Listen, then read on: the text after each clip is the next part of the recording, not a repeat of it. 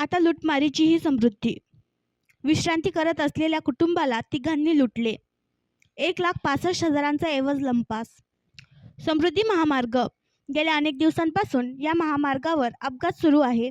अपघाताची मालिका सुरू असतानाच एक अतिशय खळबळजनक घटना समृद्धी महामार्गावर घडली. कारमध्ये आराम करत असलेल्या धाराशिवच्या कुटुंबाला तिघांनी लुटल्याची घटना काल 10 मेच्या पहाटे घडली.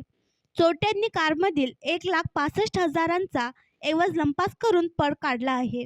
धाराशिव येथील ऋषिकेश दुर्गुडे यांनी डोणगाव पोलीस ठाण्यात तक्रार दिली की समृद्धी महामार्गावरील डोणगावजवळील पेट्रोल पंपच्या सर्व्हिस रोडवर त्यांनी त्यांचे MH12 JC 1919 क्रमांकाचे वाहन थांबवले होते. कुटुंबासोबत आराम करण्यासाठी ते थांबले होते. यावेळी त्यांच्या वाहनाजवळ अज्ञात 3 जण आले. चाकूचा धाक दाखवून फिर्यादी ऋषिकेश दुर्गुडे यांच्या खिशातील 2,000 रुपये रोख काढून घेतली.